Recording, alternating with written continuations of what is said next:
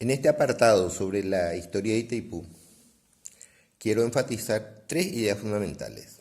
La primera es que Itaipú fue para el Paraguay un tratado político para solucionar un problema de límites con el Brasil en torno a los Saltos del Guairá.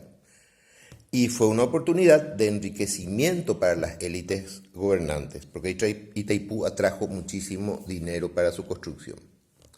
Mientras que para Brasil, Itaipú fue un proyecto vital para su desarrollo. Brasil tenía un proyecto de desarrollo basado en la utilización de la energía de Itaipú. La segunda idea es que Paraguay nunca tuvo un proyecto nacional de desarrollo, por supuesto, utilizando la capacidad energética que le iba a dar Itaipú y que le complementaba también Yacyretá. La élite colorada que manejaba el gobierno usó al Estado para enriquecerse y se conformó así un nuevo tipo de empresariado, ¿verdad? Lo que hoy se llama la patria contratista, los varones de Itaipú, el sector que lucra a través de contratos con el Estado. Y ese nuevo tipo de empresariado sustituyó de alguna manera a las mafias del contrabando, de las drogas, etcétera, que eran las mafias que manejaban o que imperaban durante la dictadura de Alfredo Stroessner. La tercera idea es que cuando se concreta el arreglo con Brasil sobre los Altos del Guairá en la firma del Acta de Foz de Iguazú en junio de 1966, el derecho de preferencia para la adquisición de energía que no iba a usar la otra parte a un precio justo se transformó después en el Tratado de Itaipú en un derecho de adquisición exclusivo del Brasil, digamos, establecido en el artículo 13 del Tratado de Itaipú, y se crea el concepto de la compensación por cesión de energía. O sea que Paraguay no es que iba a vender su energía, iba a recibir una compensación por cederle su energía al Brasil. Eso le fundió al Paraguay y fundió sus derechos sobre el 50% de la energía generada por Itaipú. Veamos cómo se llega a la firma del Acta de Foz de Iguazú y del Tratado de Itaipú. Paraguay, después de la Guerra Grande, firmó en 1872 un acuerdo de límites con el Brasil y los Saltos del Guairá, al menos 5 de ellos quedaron en territorio paraguayo. Brasil no aceptó eso y siguió cuestionando, tratando de llevar los Saltos del Guairá dentro de los límites del Brasil. Brasil planteaba demarcar nuevamente los hitos de frontera. Brasil tenía intenciones de explotar el río Paraná para uso hidroeléctrico.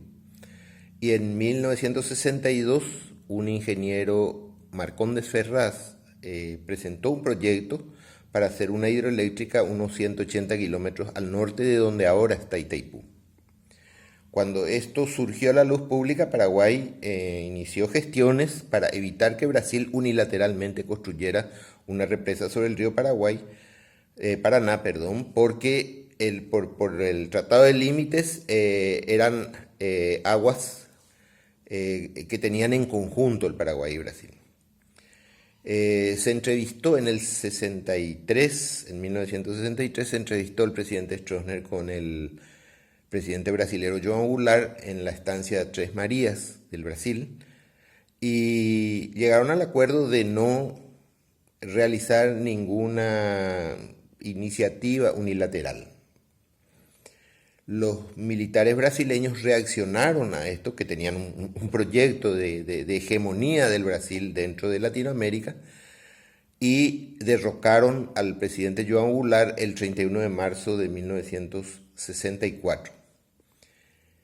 Invadieron la localidad de Sagaraná, un pueblito que estaba cerca de uno de los hitos en cuestión, de los hitos de frontera, llamado por los brasileros Puerto Renato.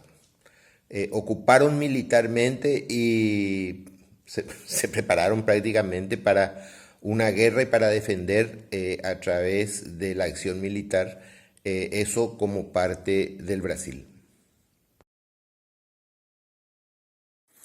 En octubre de 1965, Paraguay envía una comisión a Puerto Renato a ver qué es lo que estaba pasando.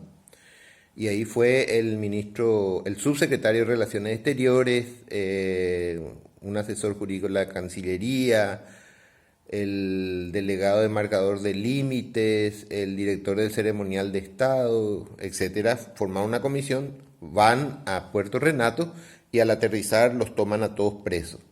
Ahí se hicieron gestiones, al final los liberaron, pero digamos ya la situación de conflicto se había generado.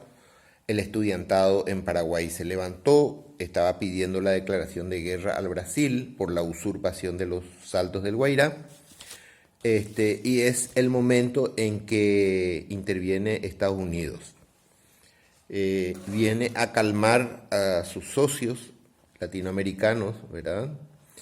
Envía en primer lugar al comandante del Ejército Sur de los Estados Unidos a hablar con el presidente Stroessner, y posteriormente, en noviembre de 1965, viene en un viaje relámpago el propio secretario del Departamento de Estado, Dean Rusk, enviado por el presidente Lyndon B. Johnson de Estados Unidos.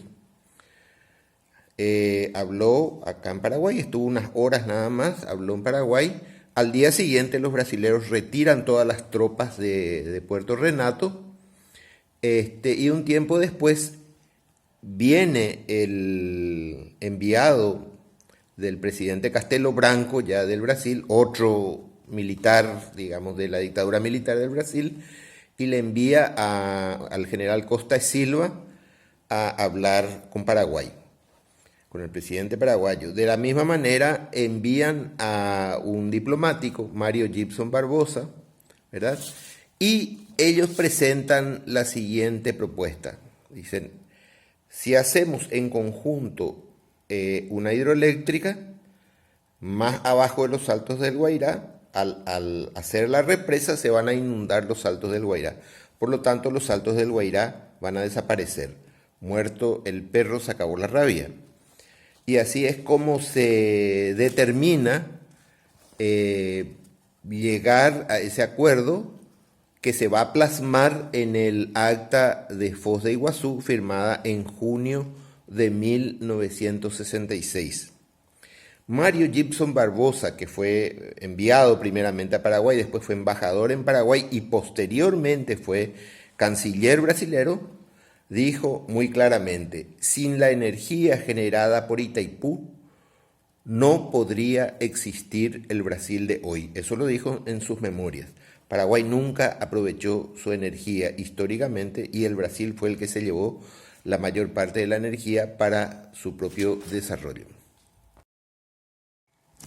De esta manera, la firma del Acta de Foz de Iguazú para la solución del problema de límites y del conflicto de los Saltos del Guairá, patrocinado por los Estados Unidos, por no decir presionado por los Estados Unidos, fue la manera de arreglar este problema.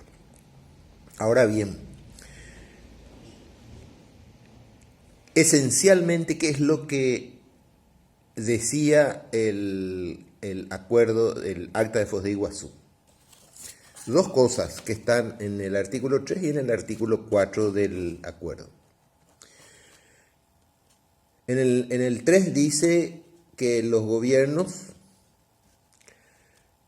decidieron proceder de común acuerdo al estudio y evaluación de las posibilidades económicas, en particular de los recursos hidráulicos pertenecientes en condominio a los dos países del Salto del Guairá o Salto Grande de las Siete Caídas.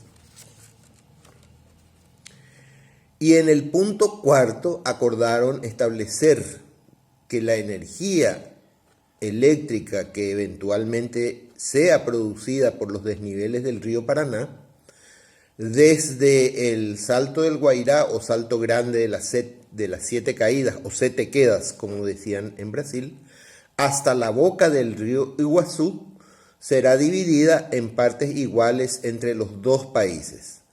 siendo reconocido a cada uno de ellos el derecho de preferencia para la adquisición de esta misma energía a justo precio. Acá se establece el derecho de preferencia de un país en comprar la parte que el otro país no usa a un precio justo. Esto es lo que se cambia en el Tratado de Itaipú posteriormente, en el artículo 13 y en el artículo 15 del Tratado de Itaipú, donde en vez de decir se establece un derecho de preferencia para la adquisición de la energía sobrante, dice se establece el derecho de adquisición. De esta manera, queda la energía paraguaya exclusivamente en manos del Brasil.